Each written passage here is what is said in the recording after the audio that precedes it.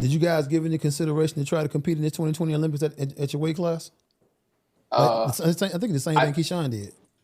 I'll be honest, ever since like I watched the Olympics growing up, ever since Shakur got robbed in the Olympics against Robezy, and I watched what they did to Roy Jones, what they did to Floyd.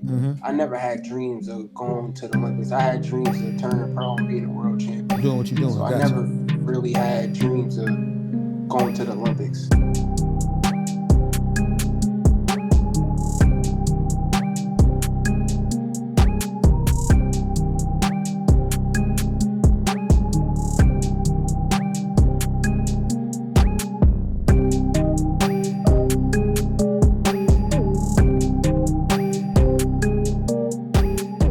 Counterpunch Conversation. I'm your host, Sheik, co-host Rock. What's up, bro? Brother, what's up? Ain't nothing, man. We got a great episode today. Lots of stuff going on, lots to talk about. But let's get right off into the topic, man. Let's just start talking about it. Let's get it. So I wanted to talk about the challenges of moving up and down in weight in boxing, period. Whether it's pro or amateur, right? Gotcha. You know, what the physical challenges that boxers face when changing weight divisions. So, you know, we see that a lot. Boxers having issues with weight. It's different in the pros than it is in amateurs. You know, amateurs, they weigh in today and then they fight today. The pros, they weigh in today, they fight tomorrow, you know, which can be challenging too. So I just want to go back and, you know, just to give a little history on weight classes. You know, in boxing, back in like the in the 18th century until like the middle of the 19th century, all prize fighters was lumped together into one whatever, you know what I mean? So technically, basically, it would be something like, if it was today, Floyd would have to fight Usyk. Floyd Mayweather would have to fight Usyk if he wanted to be a champion. Yeah. You know what I mean? They ain't have weight divisions. And then around in the 1800s, a guy by the name of Jack, I don't know how to pronounce his name, McAuliffe, I think it is. He became the first lightweight champion, knocking out his opponent in the 21st round. Because, you know, back then, go a bunch of rounds. They just go, I don't even know how many rounds they used to do. Of course, how many minutes were they fighting back then? I don't even know. That's a good question. I need to look that up. You know? No, I don't know. Oh. But you hear about folks talking about they went 45 rounds. Okay, what? 45 rounds of what? 2 minutes or 1 minute? You know what I'm saying? Right. Probably was still 3 minutes. Yeah, maybe. But they used to fight like 100 rounds, man. Yeah. 3 hours, 4 hours, you know what I mean, fighting. But anyway, there was a doctor from the research I did by the name of Edwin Flip Homansky, who advocated, he was concerned about fighters being dehydrated and things like that. Well, when they changed it to having to fight in weight division, that was in 1886, when they had to start fighting in weight divisions. But Dr. Flip Homansky advocated switching before the fight weigh-ins, like the day before. And then the Nevada State Athletic Commission said that they implemented that. They saw, you know, that was the Duke Koo Kim that got killed, right? Duke Koo Kim. Oh yeah, yep. That was it Ray Boom Boom Mancini? He fought Ray Boom Boom Mancini. And that was in what year was that? It was in the 80s. Yeah. But I remember that's when I think around that time they stopped doing weigh-ins and same day fights. Right. But they changed it to the day before, right? And the athletic commission went on to say, you know, they changed it before the fight weigh-ins.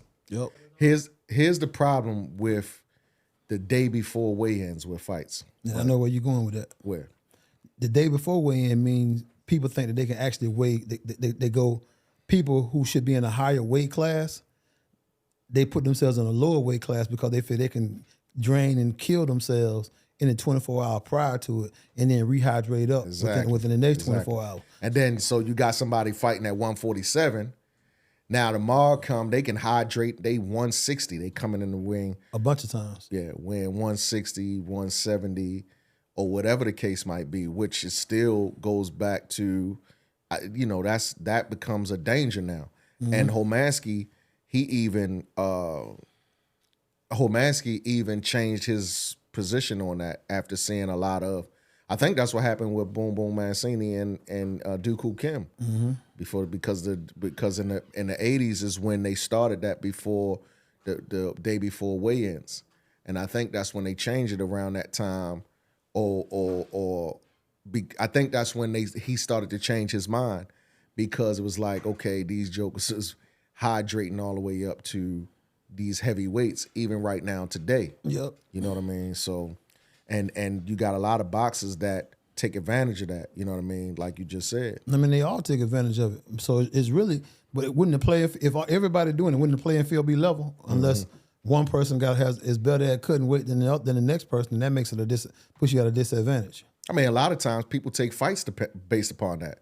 Oh yeah, because they know that happens. Like in the matchmaking process, they're like, okay, we know he's gonna come in depleted, so we're gonna fight. Him. Because he's weaker. Yeah. Yeah. You know what I'm saying? And sometimes like with when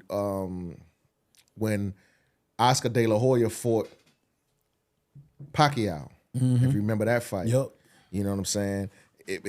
When he fought Pacquiao, he was drained. Yeah, because he fought Pacquiao. Oscar fought Floyd at 54. Right. I want to say he fought Pacquiao. It may have been 45. It may have been below the welterweight limit. Right. But he depleted himself to make the weight. Yep. Hoping that he was going to be able to rehydrate. Yep. But he only rehydrated himself 2 pounds. Yeah, because Freddie Roach said that he knew when he saw the IV marks in Oscar's arms, he knew Oscar was dead, and he told man to go right at him. Right. So that's what I'm saying. He only hydrated up to 2 pounds, and Manny just destroyed him. That whole fight, that was bad. But everybody Pacquiao fought was like that though. You know, he fought Miguel Cotto. He fought Miguel Cotto at a catchweight. He fought Margarito when he broke. Who you talking about? Manny Pacquiao. Oh, yeah. Manny Pacquiao fought Margarito. It was at a catchweight. Everybody, once he got off and started fighting people in the welterweight division, everybody he fought, he made them manipulate their weight.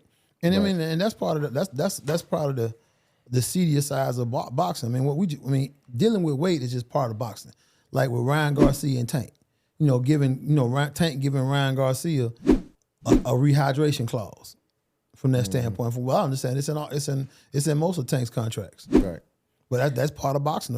If you sign the contract, then meet the obligations. Right. Well, so have you ever heard about the pay to wait scam? No, I hadn't heard about that. The pay to weigh. Oh, you meaning you're gonna come in. You're gonna come in heavy, so you're willing to pay the fine. No, like not Floyd pay the did fine. with Marquez. Exactly, but paying to make contract to wait, they buy their way out. But what Floyd did with Marquez, he paid Marquez though. Yeah, he paid him $500,000. Just $680,000. Something like because he knew he was gonna miss weight. He came in at 47 as opposed to coming in at 145. He only had to cut 2 pounds. Yeah, and so instead of cutting the 2 pounds, he just paid the man $680,000 so he can come in. But Floyd was coming off 2 years too. Right. Well, isn't that the same thing Shakur just did at 130? Yeah. With Kasir, whatever his name is. Yeah. He said he couldn't make the weight, which I don't believe, because he just at the last fight he came in at 133. Some people calling that a scam though, like to be able to, because I mean, really, it's a $300,000 per pound penalty was written in that contract with Marquez and Floyd, right?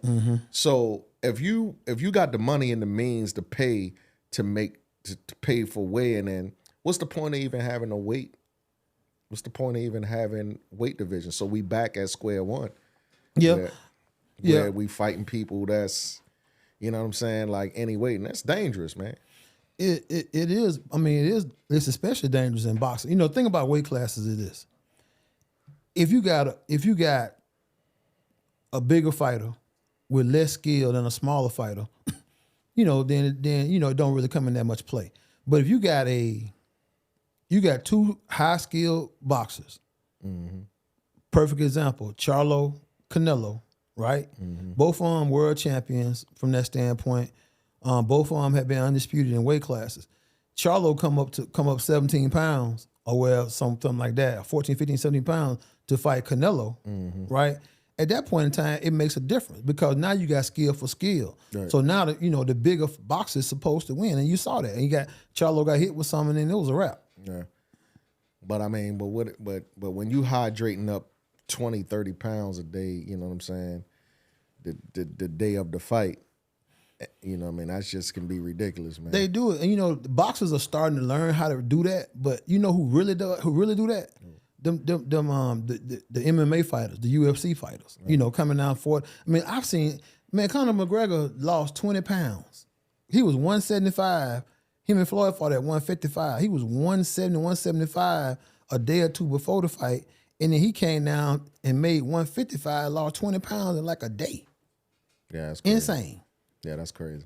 That's so I mean, so here's my argument. My argument for pro boxing, I don't think it would be a cure-all for the challenges of moving up and down in weight. But I think they should return back to a same-day weigh-in. I know right now they do the day weigh-in. They do the day before the fight, and they do a day they do a day before the fight, and they do they check your weight before on fight day, see what you hydrate, especially if you have a rehydration clause. Man, these jokers gonna lie, man. If you put it if you do the weigh in the same day, man, they're gonna still do the same thing. They'll be cutting weight, trying to see how much they can rehydrate up to. I mean, but I think from your style, I understand what you're saying. I'm saying it wouldn't be as dangerous as it is doing a day before weigh-in, right? Mm-hmm. Dangerous on the body, as well as dangerous on the opponent. But I think it'd be more dangerous for the person because the brain is the last part of the body to rehydrate. Right, that's what I'm saying. So if you do a same day weigh-in, then that means somebody done dehydrated themselves to make a weight, and then they got to fight. They weigh in at 8 o'clock in the morning. They got to fight 12 hours later. Their brain not properly rehydrated. Yeah, but look at the amateurs though.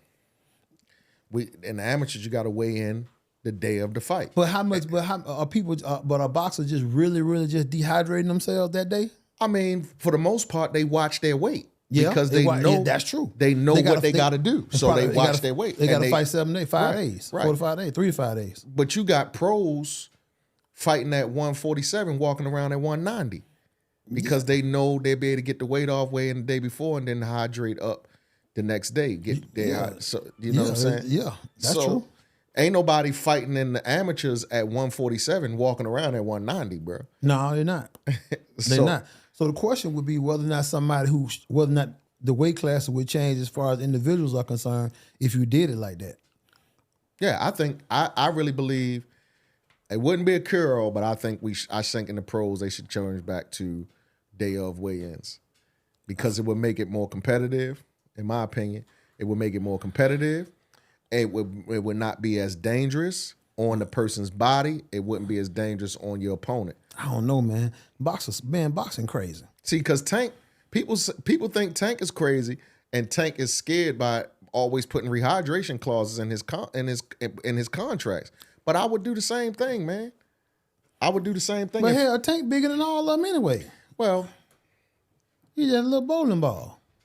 He a little bullet. Shit. I mean, not a bowling ball, but what you call them ball that shoot out here, a little cannonball. Listen, man, Tank like Mike Tyson, bro. He'll pull up on you. See, there you go. Tank will pull up on you, man. There you go. I don't mean no harm. That's the truth though. I mean, Tank just as heavy. Tank just as heavy as the rest of them.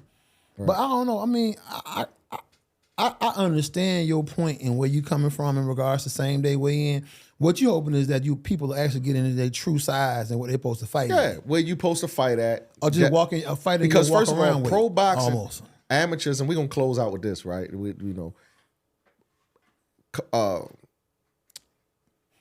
Amateur boxing is about Olympic style scoring points. The pro game is about it's the hurt business. Mm-hmm. So you know what I'm saying. So I'm thinking to make it more safe for the boxers, they should have same day weigh-in. People will fight at their true weight. People won't be trying to fight at, you know what I'm saying? They won't be trying to come down 40 pounds over a 6-week training period and then rehydrate back up to their walk around weight the day of the fight. Now here it is, like you got a case of Oscar De La Hoya and the situation Oscar De La Hoya and Manny Pacquiao. It backfired on De La Hoya. He thought he was going to be able to hydrate back up to his weight. He was only able to hydrate back up 2 pounds. So that telling me something happened to his body. Yeah. I mean, if you do that, then everybody fighting at 35 be fighting at welterweight. Okay. All right. So if your walk around is 40, if your walk around is 47, then if your walk around is 47, then you fighting at 40 or 35. You know what? Another way to do it that they could do it is the day the fight get announced, test their weight then. So whatever. So in other words, if you're gonna fight at 47, right? See what you weigh on the day that they sign the contract. Day you sign the contract, you can't be no more than 57. You All right, can't be more that's a than good 10 pounds above your contracted weight. That's a good idea, but I don't think they would do that. But that's a good idea. But anyway, yeah. Tell us what y'all think. Comment below. Make sure you hit that subscribe button. Like and share too. You know, what y'all think about the weight classes? You know, we always say we got weight classes for a reason. You know, and tell us what you think about the challenges of boxers making weight. Would it be more safe for pro boxers to go back to weighing in the day of the fight, or keep it like it is and being able to hydrate up 20 pounds and things like that? So whatever, man. We can't cure it all one day. Nope. So hey, Rock, we got a special guest today, man. Special guest, I should say. Guest that hit close to home. Family affair. Yeah, man. So Mazzi is a 14-time national champ when he was in the amateurs. He turned pro at 17, man. You know what I mean? Like, I remember. Yeah. Dad was a boxer. Grandfather boxed professionally. Man won international medals. Top of his game, turned pro. You know what I mean? In case you don't know, Mazy and Sarai cousins. Mazy is our nephew. Gotcha. So Tyshawn is my wife Latyia's brother. So welcome to the Counterpunch Conversations. Kasir Mazzi Goldston and Coach Tyshawn Goldston. What's up, bro? What's going on with y'all? Chilling. Yeah, how y'all feel, man? You all right? Yo, you gotta be Coach Ty for the rest of the interview, man. Yeah, you already know. Let's get right off into it, man. Starting with Mazy. Mazy, you started boxing at 9. Was that your decision, or did Coach Ty or your grandfather push that on you? That was my decision. I always played contact sports. Yeah. I played football from 9 to 17, and I was like, I walked past the gym one day, and my dad was like, "Yo, you see what that is?" I was like, "It's a boxing gym." I was like, "I want to box." And he was like, "You sure you want to box?" I was like, he just thought I was joking. And then ever since that first day, I stuck with it. Yeah. And you was and so how long before you took your first fight? How long was you training before you took your first fight? I started around June, and I want to say I fought about 6 months after that. 6 months? Yeah. So now you he was 8 when he was 8 when he started. 8, I thought, okay. He took his first fight when he was 9, because he started in, like, it was only a few months. He started in March. He actually had his first fight by like June. Right. So now Mazy, you in the southpaw stance, right? Was that are you left-handed?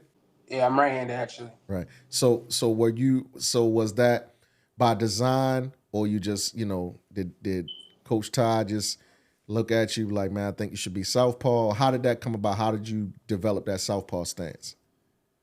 Well, my dad always believed fighting with your strong hand in the front. So by design, I'm supposed to be orthodox, but I'm a right-handed and I fight with my strong hand in the front. So that's what makes me southpaw. That's what he does. He believes in having your strong hand in the front, your lead hand in the front. Right. So we fight basically with our strong hand in the front. Right. So because I saw a video when you first started, you were just learning footwork and stuff. You was in orthodox stance in that video, and then you switched to southpaw. So now, when was your first national tournament? You got to ask him that one. That was I don't know. our first national, like the real deal, like no, like like no sugar bird or no disrespect, but no like stuff like that. Yeah. Real one, I would say was probably silver gloves, maybe 2014, And then, 15. do you remember who you fought And that silver gloves, She couldn't advance, but we won the in the state. finals? You ain't got to.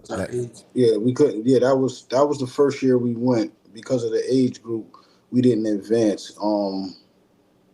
I don't even remember who we stop a couple kids that year. Was that?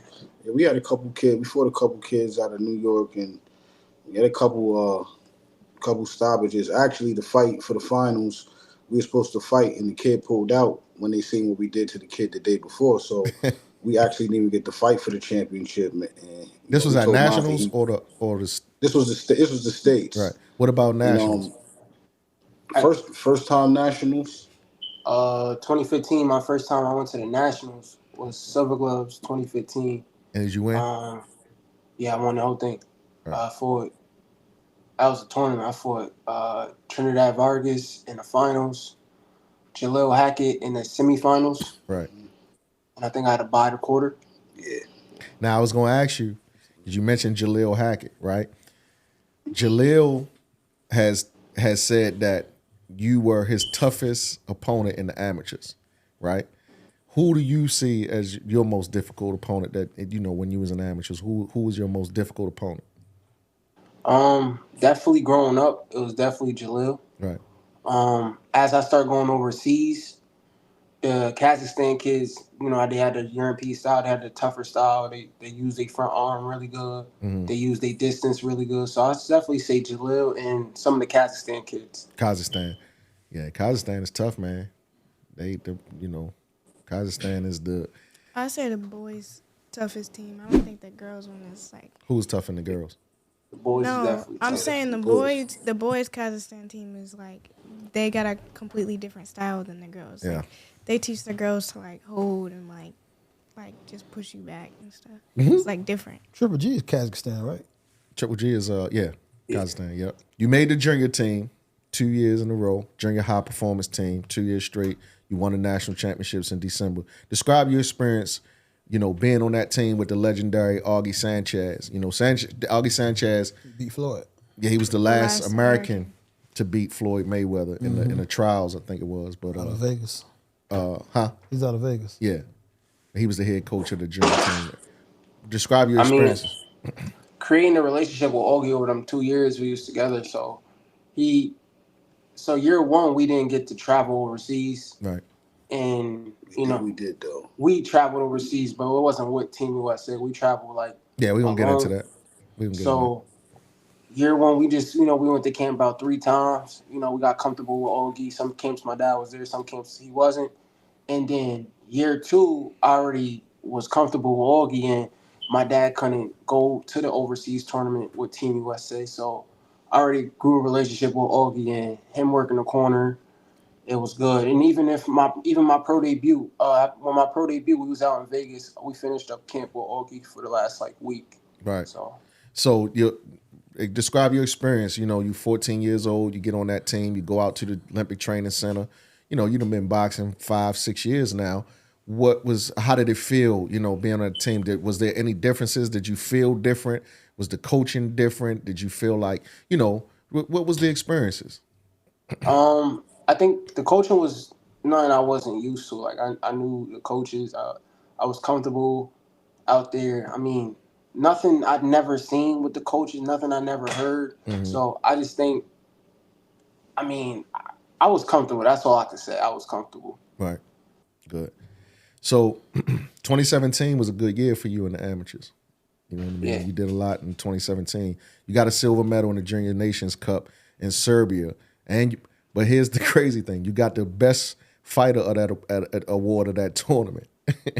How did you robbed us? Right. That's what I was about to ask you. How did you feel about that tournament? Because you got a silver, but they turn around and give you the best fighter. Isn't that crazy? How you get the best fighter award and then you get a silver medal? Right. Crazy. How did you feel about that tournament? The Junior Nations, no doubt was probably my toughest tournament. From day one, I fought. So Kazakhstan, they get over. They get to bring 2 kids in a weight class. Right. So first day, I fought the number 1 guy, and my dad was like, "Yo, we got the number 1 dude from Kazakhstan today. Today's your finals." Right. He's like, "Yo, make today like it's your finals." So I took the first day. I beat the number 1 Kazakhstan dude. Second day, I beat a kid from Giorgio. Third day was Wells. I mean, that third day I should have stopped him, but Right. they don't like giving out 8 counts overseas. Right. And the last day I fought the number 2 kid from Kazakhstan. And we watched him the previous day, but we knew he wasn't nothing like the first kid. Right. And we went in there, did exactly what we were supposed to. We thought we won all 3 rounds. I mean, the judges didn't see it. But also, we knew what we was getting ourselves into in the finals because my previous teammates fought before me and they won as clear as day as I did, and they didn't get the head nod. So we knew, like my dad said, yo, just go out there, do your best performance, even if they don't give it to you. Just go out there and look like a star. And we went out there and did what we were supposed to, and I got the silver medal, but I got the best box of the tournament. So somebody thought you won. They gave you that award. You know what I mean? So somebody other than the judges thought you won. But we know how it is over there. Yeah. So you you also went to Ireland and dominated in the Monkstown International Box Cup. Take us back to that tournament because you dominated. That was my first international tournament. We actually missed what JOs was that 2018? Yeah. I think. 2018. 2018. 2018. We missed the 2018 JOs, the nationals for that, to go overseas, and that was like my first overseas match. The first day I got a stoppage, and the second day we went all 3 rounds with a tough Ireland dude, and I mean we dominated that. And ever since then, we mainly wanted to stick over fighting overseas, get my name out from overseas. So you will normally only see me fight in the USA's. After that tournament, it was really pushing me to only fight overseas and then fighting in the USA Nationals, and that was about it. To make the team. Yeah. So what year was it you were in the Sports Illustrated Kids? What year was that? What year was that? 2018. First year junior. My first year junior nationals. How did that 2018. How did that showcase come about? I actually had some people reach out about what we was doing. It was actually a friend on Facebook at the time, and they asked if I wanted to, do a story about him with all of his accomplishments and after winning, making Team USA, and we pretty much just moved from there. Right. Yeah, it was a great experience being in Sports Illustrated. Yeah, for sure. Coach Ty, you were an amateur boxer. What age did you start boxing? Well, I was introduced to boxing young, but I didn't really start like pursuing it, like doing it till I was about 15, 16. But as a young kid, like my father was a pro, I would be in the gym when I was real young. But I would say about 15, 16, that's when I started really training. I didn't actually start competing until I was about 19, 20. So the reason I got my son so many fights at a young age and so much experience overseas is because I knew what it took to make it to the next level. So I used that time to build up his resume to get him to where he's at right now. Back in 2016, they said that they passed a ruling that in the USA that pros could actually fight in the Olympics. Did you guys give any consideration to try to compete in the 2020 Olympics at your weight class? I think the same thing Keyshawn did. I'll be honest, ever since I watched the Olympics growing up, ever since Shakur got robbed in the Olympics against Robezy, and I watched what they did to Roy Jones, what they did to Floyd. I never had dreams of going to the Olympics. I had dreams of turning pro and being a world champion. Doing what you're doing. So I never really had dreams of going to the Olympics. Do you think? But had you obviously would have been a top prospect there at the Olympics from that standpoint. Do you think that had you gone to the Olympics from this standpoint, do you think it would have helped give your pro career any boost as far as the notoriety is concerned, especially if you could have won the gold? Well, I think with the day and age we is in now, a lot of the fighters don't need to go to the Olympics to get their notoriety up. I think social media plays a big part of that, and just having a great fan base. Like, obviously, I think it would have boosted it more, but I just think in this day and age, that really doesn't define you as a boxer. True. And at the time, this the main thing that was considered at the time. He was too young to go in 2020. So for Mazy, he was one of them kids that missed the class by a year. Right. So in 2020, he wouldn't have been able to even attend the Olympics. He'd have been a year too young. So he'd have had to wait around for this Olympics. And a kid with his kind of talent, I would have had a problem keeping him amateur for another 4 years, to be honest. So I feel like his development being pro all them years, even though, it might be like, hey, we could fight and we ready to come out and show the world that. So when it's time to pull the curtain back, it's gonna skyrocket the way it need to, because can't nobody beat us. You know what I mean? Right. I guess that's what I meant. Like, did you give any consideration to 2024? Because like I said, with not at all. Not at all. 2024. Because y'all could have actually, because Pacquiao's trying to get in. Yeah. So because you definitely could have competed. Yeah, I mean, but you're talking about USA boxing though. Yeah, we ain't that's something I never even. I ain't gonna lie. That conversation don't even. Right. Gotcha. So, Coach Ty, how do you maintain, or both of y'all, how do you maintain the balance between being a father and being Mazy's coach? You just gotta put your snap. I'll just go ahead. Nah. It's the gym is the gym. Yeah. What we do in the gym, stay in the gym, and home is home. And he trained into his own habits to where he know he got to make weight. He know when he got a fight coming up. He know when he got to train. So if your boxer want it, it's no me forcing it on you. If you really want it and you want to be the best and you know what it takes, it really ain't gonna be no friction like that. Like I tell him, forget father son right now. I'm coach in the gym. Right. You know what I mean? And then when we home, I don't want to bring whatever we was going through in the gym home. So I let them know the gym is the gym. What you need to work on in the gym, fix that. And when we at home, that's home. So that's hard right there, boy. Yeah, to some extent. Yeah. Not really. I mean, but you got to think, we've been having, my son, since he was 11 years old, he pretty much won every national championship he went to was all for one. U.S. championships, U.S. tournaments. And part of the reason is because we have a good system, something that works. And, they say if it ain't broke, don't fix it. And we really written the blueprint for a lot of fathers and sons that, that might be behind us, dudes that, watch what we've done in the amateurs and say, well, shoot, I wonder how Ty and Mazy got to, really, I mean, we won consistently back to back to back to back so much to where in the pros, it felt like, they feel like they could have moved us faster than we really wanted to be moved at the time. Right. Because of his age and his experience, it made them want to push him faster than I wanted him to be pushed. After the national championships that Mazy lost, right? Which year was that? 2018 or 19? 19, right? Yeah. Okay. After that national championship, you were 17 years old. You decided you wanted to turn pro. Ultimately, what led to that? 16. We were 16 years old. Ultimately, what led to that decision? I was at the tournament after the fight. I knew I won. Right. And I was like, I won this fight. We was in the back, and I was like, yo, Dad, if I hold on, I got to stop him. Right. It was before the tournament. He was even talking about. It wasn't even after the tournament. It was before the tournament. He already had his mind made up that he wanted to go pro. And I'll be honest, on camera, I was a little, after it happened when he lost, I felt like he needed to lose at the time, because at that point, he was getting a little, sometimes it was hard for him to listen because he was winning. So, I mean, you think about it, you win everything since you was a kid, everything, you never lose.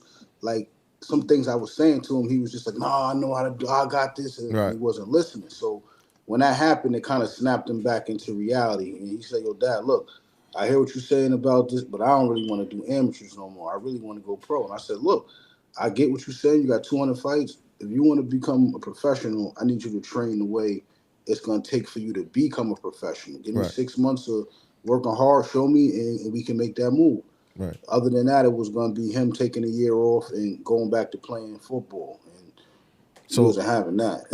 Right. If I didn't go pro that year, I told him I'm gonna take a year off and play football. And he was like, "Well, if that's your decision, then we're gonna give 6 months to training like a pro, and we're gonna go pro." All right. So do you think you had all the tools that you needed at that time to transition from the amateurs to the pros? Did you feel that at the time? Not I hindsight, feel like but at that my time. IQ was definitely up there. My ring knowledge, my smarts, just not the power. But Right. other than that, I think everything was there. So the Right. experience. You felt like everything. you had a pro style already that you could. Yeah, that's honestly what some people were saying was like I was fighting too much like a pro. Right. And that whole training camp for that tournament, we was sparring pros, we was going longer rounds, so it was just more like I was sparring all these pros. I was rarely sparring any amateurs in that camp. Right. And it just turned to I had a pro style in that fight, and that's what really led us to like, okay, now we should make the transition. Right. So shortly after that tournament, you lost that fight that you felt you clearly won, and then you said, "Hey man, I'm going to turn pro. I want to turn pro now." Shortly after, you signed a management deal with Jay Prince, and a promotion deal with Top Rank. How did that make both of y'all feel at that time? Like, what was going through your minds like after you inked those deals? I'll let him lead on this one. I mean, for me at the time, it was a great feeling. Great feeling. You get your kid. I'm gonna say at the time of the deal, we was just turning 17. Right. First fight was on ESPN. Mm-hmm. Second fight, all fights was on TV. Mm-hmm. It was a great feeling. I liked it, man. It was a good time. Right. So you had an impressive debut September 19, 2020 against Latyia Brown-EL. Thousands watching, like you said, on ESPN Plus. You know what I mean? Describe, the feeling that night. That night. Share your experience. I know there was some nuances that happened in that fight that people didn't see from in front of the camera, like the glove situation. The gloves. Then they switch your gloves. That was the second one. That was the second one? Yeah. Okay, the second fight. But anyway, with Latyia Brown-EL, that first fight, like you could see if I go back to that video of you coming to the ring, man, you just had this smile on your face coming to the ring that was like, describe that. How did you feel when you was doing that ring walk? Cause boy, that smile that you had on your face coming out of that tunnel.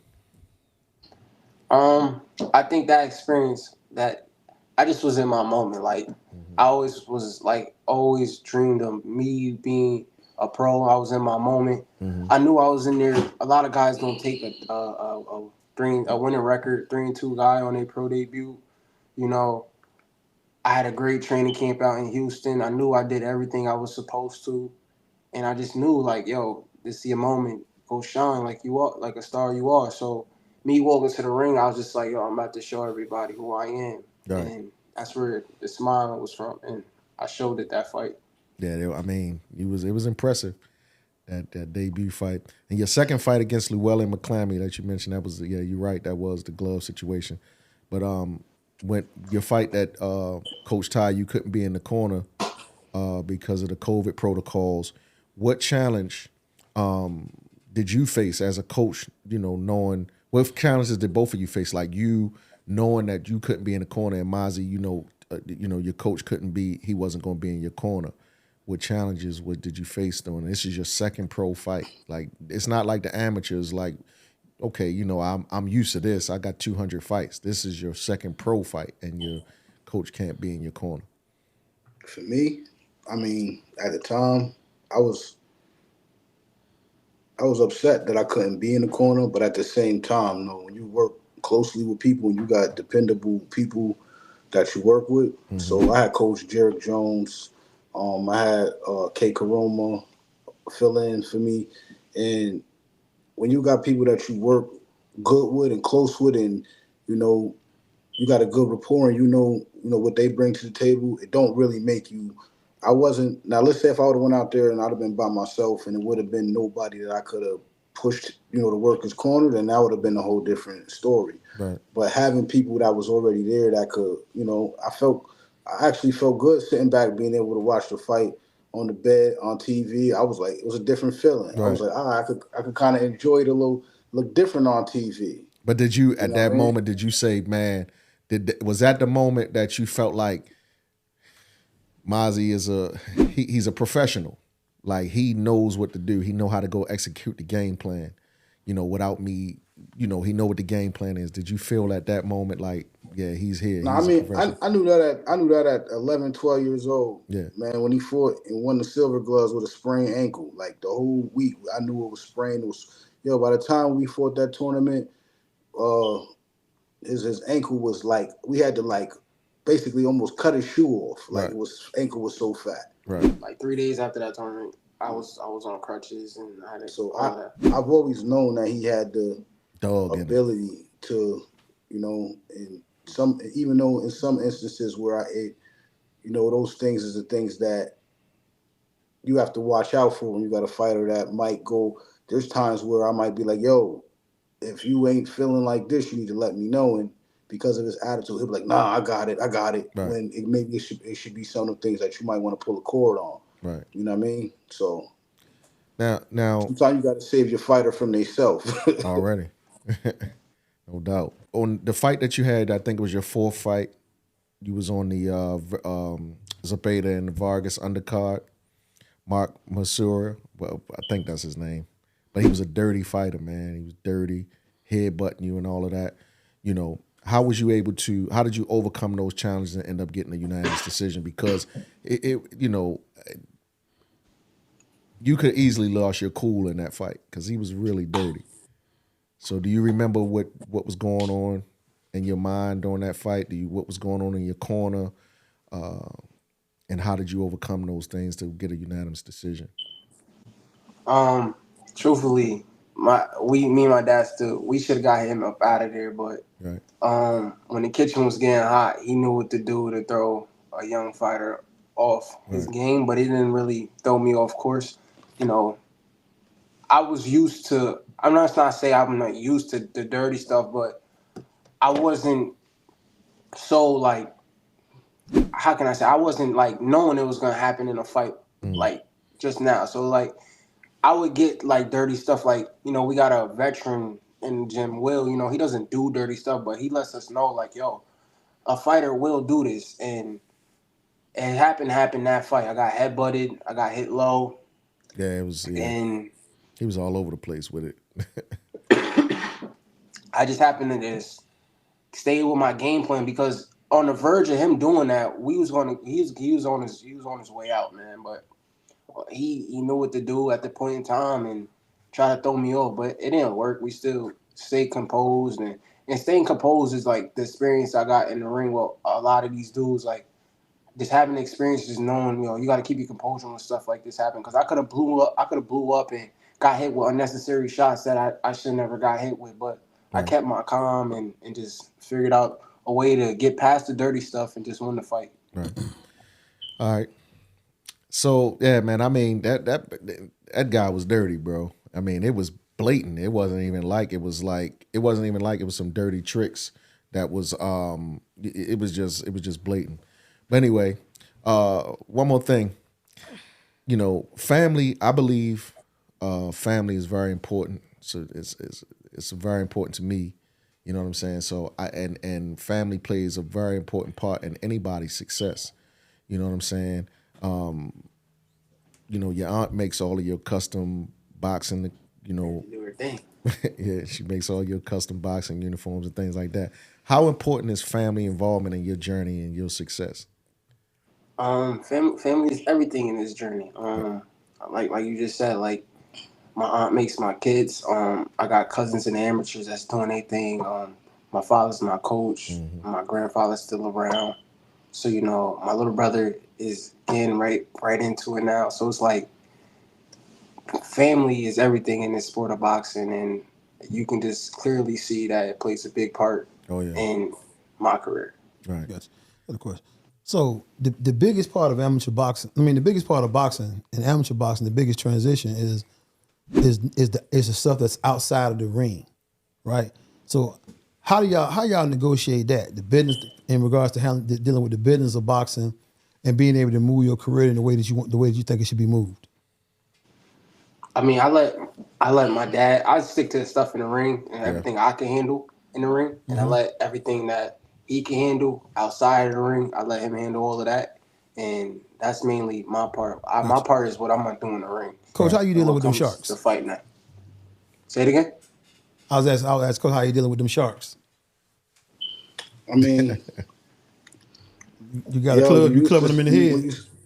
When you swim with them, you get used to it, man. They in the water, man. You just gotta know they in the water. And I mean, I look at the game like this. I know, what I'm dealing with my son. I wouldn't expect other people, investors, promoters, managers to feel how I feel about, what I've invested in. So most of it is believing in your product, standing by it, and standing 10 toes down when you believe something. Because I don't. Like the situation that we're in right now, we independent now. We able to do what we want. Right. I manage my son. We pushing forward for 2024 to be a huge year to where you have one of the hottest free agents, out there right now. And we about to push out and make our mark again and show people, the skill set. When we talk about good boxing and we talk about, fighters that got good defense and head movement, and you talk about the Bootses and the Shakurs, and you're going to talk about the Mazzis too. And this is that era that we moving into. When he was 17, 18, they could say, his dad protected him. His dad was keeping him, and that's what I'm supposed to do. Exactly. But at 21, 22, I'm protecting y'all. Right. So we got to definitely, it's so much to talk to y'all both about. You know what I mean? We can't do it in 30 minutes, 40 minutes, any of that, but you just segued off into you managing him now and you out of your various contracts that you started with. But we'll get into that another time. Just much success in the future. Know everything is going to work out and be great for Mazy. We know that Mazy is going to be that Mazy is the future. And we appreciate y'all for taking the time for coming and talking to us. But real quick, before I let y'all go, Ty, I know you got to go, but before y'all go, we play a game with all our guests called the Greatest of the Greats game. All right? I got to play this game with y'all. It's going to take a minute. All right? So with the Greatest of the Greats game, what we do is we place 5 boxers from various eras, all right, in a tournament-style bracket, and you say who would win each fight and advance to the next round. At the end of the tournament, you choose, who the finals and who's a winner, and you tell us why they win the bracket, all right? So we got this is going to be 5 welterweights, different eras, all right? Number 1, you got Adrian Broner. 2, got Roberto Duran. 3, you got Felix Trinidad. 4, we got Sugar Ray Leonard. And 5, we got Wilfred Benitez. All right? Now, we're going to give Sugar Ray Leonard the bye. All right? Adrian Broner against Felix Trinidad. Who wins? Trinidad. Both of y'all said that. Why Trinidad beat Broner? Broner four weight division champion? 4 different. I mean, at welterweight, I'm giving it to Trinidad. If he fought him at lightweight, then it might be AB. This both of their prime now. Go ahead. At welterweight, I got to go with Trinidad. Right. At lightweight, it'd have been a different story. Okay. Maybe I'd been a better fight, but not welterweight. Yeah, I agree. I agree with that. Yeah. All right. So we going. So Felix Trinidad goes to the next round. So now we got Roberto Duran versus Wilfred Benitez. Whew, that's a tough one. That's a tough one. Yeah, I'm gonna go Roberto Duran now. Over Benitez? Yeah. Didn't they fight before? I don't think so. I'm gonna go with Roberto Duran. Yeah, Duran was a dog, bro. Them hands of stone. I love, man. You gotta watch some of them fights. I watch, man. Duran is. I watch him too. I think Benitez was a monster too, but we talking about Roberto Duran, man. That was a Roberto Duran easily. They pushed Benitez out too soon. So he was young. He was real. Right. He was young. a monster though, bro. He was like 19 when he fought Sugar Ray Leonard. I know. Yeah, he was a baby. He was a monster though. It's Sugar Ray Leonard against Tito. Sugar Ray Leonard. Leonard. Hands down. Yeah, They said at the same time. Hands down. All right. So in the finals, we already know how this end up anyway because we done seen this No fight. mas. Yeah, Sugar Ray Leonard against Roberto Duran. Who win? You already know the answer. Yeah, I already know. Sugar Ray, the man. Ray Leonard. Sugar Ray Leonard is the You man, should have made bro. that. You should have made that category a little harder. I know, bro. That was an easy bracket for y'all. I wanted to make it easy for you. I made it easy for you because I knew we was gonna be pushing time, so I made it easy for you. Next time I'm gonna make it harder, bro. I put 3 boxes that was in the same era. How can we follow you? You can follow me on Instagram at Real King Mazzi. You can follow me at Box BOXYA Socks SOX off OFF. Box your socks off. Already. All right, brothers. Good to talk to y'all. Appreciate y'all very much. And we catch you on the rebound. Yes, sir. All right. Peace. All right. Pro boxing news, Rock. Got to talk about the big fight that just happened. Demetrius Andrade and David Benavidez. I told you what was going to happen. Yeah, I picked with my heart and not my head. It happens, man. Thing about it is my heart was with Demetrius because I know that he can beat everybody at 168 or anything else, but I just knew that taking 2 years off and then coming back with a lackluster performance against a guy like DeMar Nicholson and then stepping up to fight Benavidez, I just knew it wasn't going to happen, man. I just knew it wasn't going to. Yeah. That guy is a monster, man, and that's not the fight to take, coming out. I mean, that's not the fight to take in that situation. Yeah, but I also think they had the wrong prep strategy. Boo Boo weighed in at 67.5 pounds, and the next day he was at 190 pounds. So he done gained 22 and a half pounds in 24 hours and some change. So there's no way that you can gain 22 and a half pounds on your body and not feel sluggish, unless you've been training that.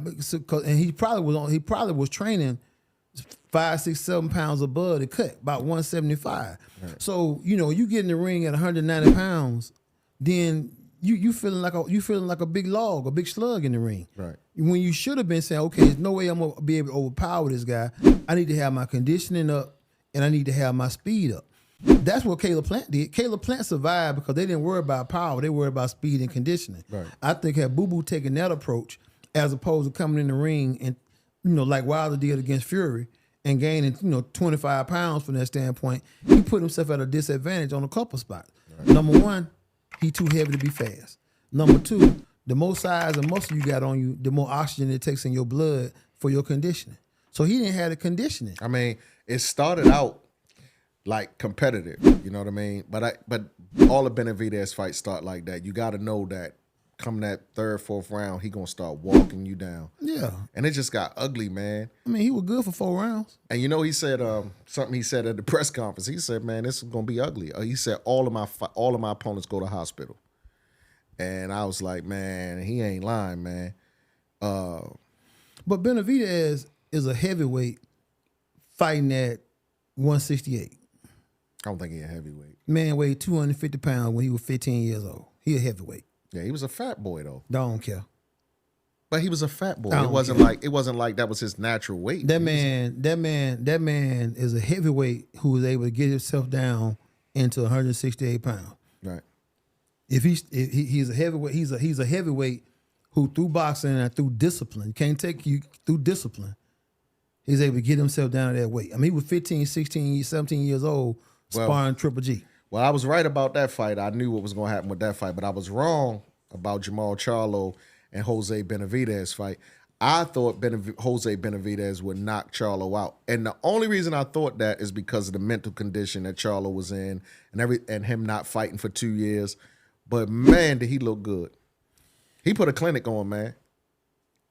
You don't think so? I think he looked good, but he fighting a man with one leg. It don't matter. It don't matter. The man got shot in his leg. That man can fight, bro. Jose Benavidez can fight. Man, you ain't seen Jose Benavidez win one fight on TV. This dude. Name one fight you seen. He can't fight. Name one fight. Can he fight? Name one fight. Can he fight? Everybody can fight. The No, question is, can he fight well? Can he fight? Can he fight good? Yeah. On the world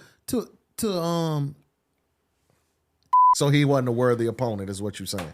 He was the co-main event. Jose Benavidez at one point may have been a great boxer. And contingent upon he get in the ring where he may look great. But if he's in the ring with somebody else who's a great boxer, he's not gonna be great. The man got one leg. And he's too small to be fighting Charlo. He's 100. This was a payday for Jose Benavidez. And they thought I don't agree. It was a good I think it was a good fight. I think Charlo was able to show that he was back. He fought very strong. He looked strong. I don't care who he was in front of. He looked good, man. Like all of his shots, he was throwing good punches, his balance, his stamina. Everything was good, man. He was fighting against the ropes like he normally liked to fight. Everything looked good, man. I don't think Benavidez. I think Benavidez is a worthy opponent. So the question is, how you think Charlo gonna look against Caleb Plant? Because they're talking about that's who next. Caleb Plant and Charlo, that's gonna be a great fight. I mean, Caleb Plant slapped fire at his mouth. I think Caleb Plant beats him, but yeah, he slapped taste out that man's mouth. It Twice. might be. I think it'll be a better fight this time because now that Charlo has had a fight. No, he looked good, man. Yeah, he looked good against. He looked good. I don't think Caleb Plant may necessarily beat him. Other than the fact that Caleb Plant has been at 168 pounds longer than Charlo. But Charlo probably should have been at 168 5 years ago. Now, the fight that shocked me was the Matias fight. Matias. What's my man's name that he fought? That's the kid from oh man, the kid from is he from Uzbekistan or one of those stands? For man, what's his name? Ergashev was Ergashev versus Sabril Matias, man. Ergashev is tough. He uses his jab well, and he's a monster, man. So to see what Matias did to him was crazy.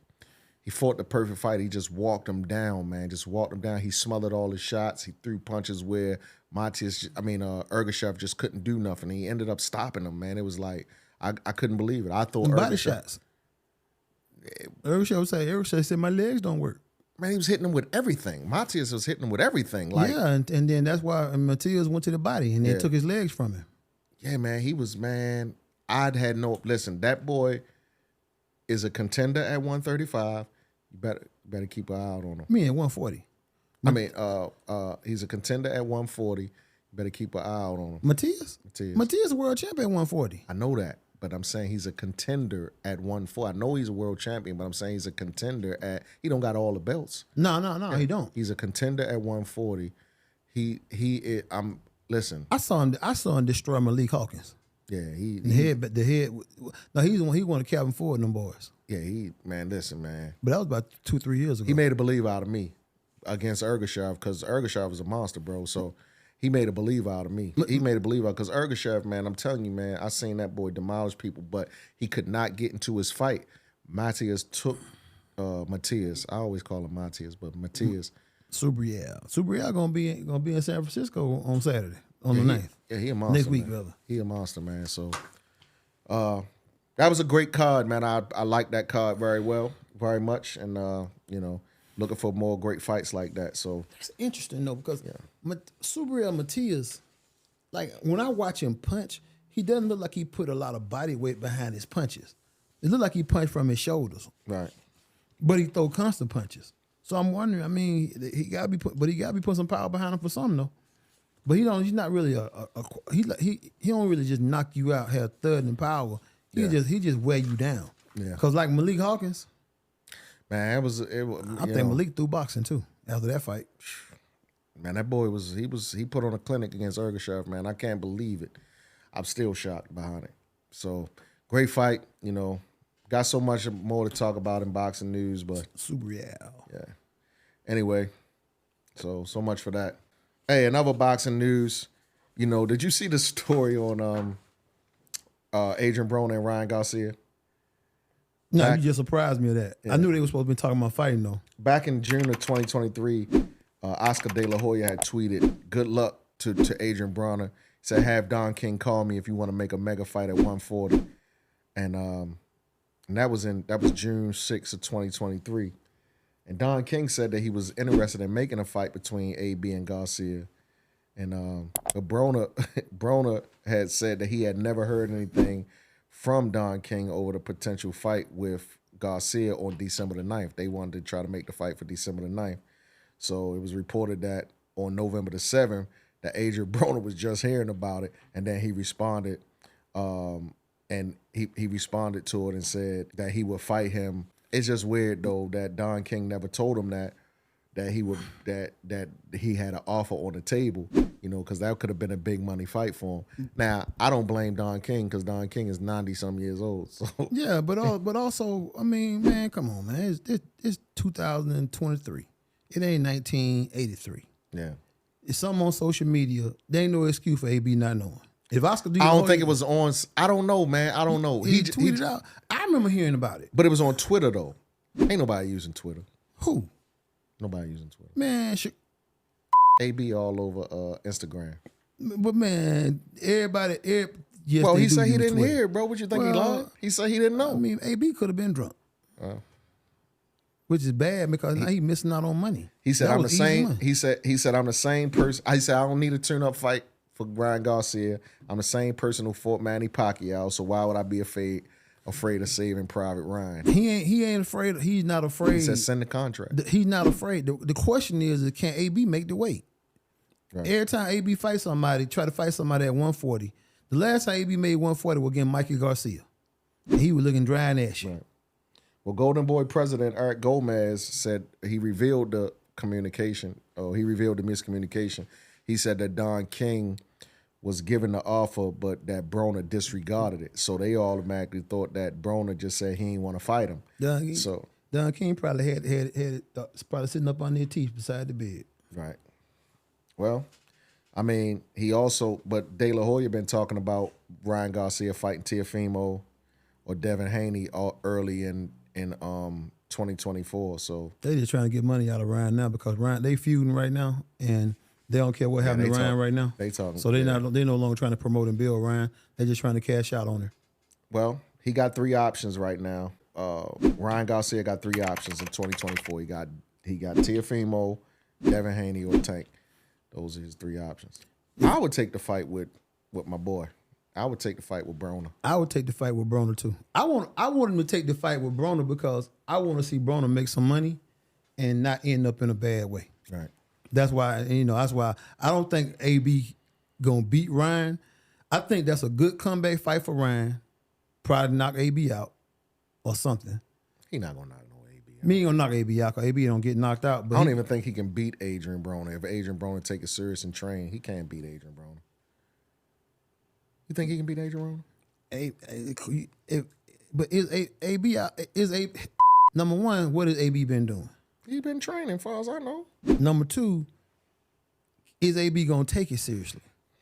I think he would take a fight with Ryan Garcia. Number seriously. 3, the business of boxing ain't gonna let Ryan Garcia lose to Adrian Broner. I think it's a good fight. 2 names. Broner gonna sell the fight. It's gonna be hype. Probably do 500,000 pay-per-views.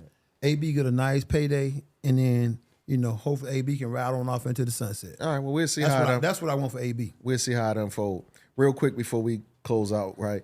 Did you see Jamel Herring came back, fought Nicholas Molina? I saw something about Jamel Herring. I think it's Jamel 40. Jamel was old 10 years ago. Yeah, he knocked him out in the first round. I ain't really interested in that. No. I just wanted to know if you seen that. I saw somebody. I did, but he knocked him out in the first round. Yeah, whatever. I thought Jamel was retiring. He said he was retiring after Shakur. Well, wait. Because didn't he get stopped in the fight before this one? Yeah, that's what I'm saying. Yeah, he fought Shakur, fought somebody else, got stopped because Bowman dropped him. Yeah. So he fought the next time he fought with the guy out in some guy who trained him during the Olympic teams out in LA. Yeah, I think he just need to call it quits. It's a wrap. Yeah. Anyway, so that's the pro boxing news. We got to move on. Talk about the amateur spotlight for the day. Rising Stars. want to talk about one of the young ones today. We haven't talked about none of the little guys yet. Yeah. But this is a little guy that you need to watch. Alon Lewis out of Georgia. Yeah. Bo boy. Bo boy. Yeah. Bo Alon baby. Lewis. Yeah, out of Georgia. You know, Alon has 2 national titles. You know, he did silver gloves, and then he got the 2023 Junior Olympics. You know, he had a huge bracket in this past Junior Olympics, man, and went through it in 4 real tough fights. Pretty boy Alon. Fight like pretty boy. Yeah, he shot, man. So shout out to Alon. Shout out to his whole family, his brother Ave, and Coach Bo, his father. Shout out to Bo. Bo, you're going to be the shortest one in the house very soon. Wow. Yeah. Well, shout out to Alon. Bo do a great job too, man. Keep an eye on these. Keep an eye on Alon. That's his Instagram hashtag right down there at the bottom. Check out his Instagram. Follow him, and keep an eye on this young man. Alon, my man. Yeah, they got a whole nice team too, man. I watch them. Their little Georgia clique. Yeah. They got a nice team. All right. Good episode today, Rock. We had King Mazy, Coach Tyshawn on. Great episode. A lot of highlights to talk about. And you know, till the next time, brother. Yes, till the next time. If you'd like us to bring you more quality content like this, make sure you like, share, and subscribe. Definitely hit that notification bell so that you can get notified every time we drop content like this. Continue to support Counterpunch Conversation. We appreciate everybody that's been supporting this thus far. And yeah, Rock, appreciate you, bro. Great episode, great show. Talk to you later. All right. Peace out, family.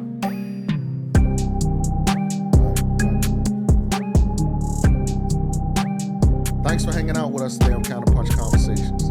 Tell us what you thought in the comments below. And don't forget to use our hashtag, Counterpunch Conversations, so we can join in the conversation with you. And if you're new here, or even if you've been around, don't forget to subscribe and hit that notification bell so you won't miss out on our upcoming exclusive content. Until next time, keep punching and we'll catch you in the ring for our next episode.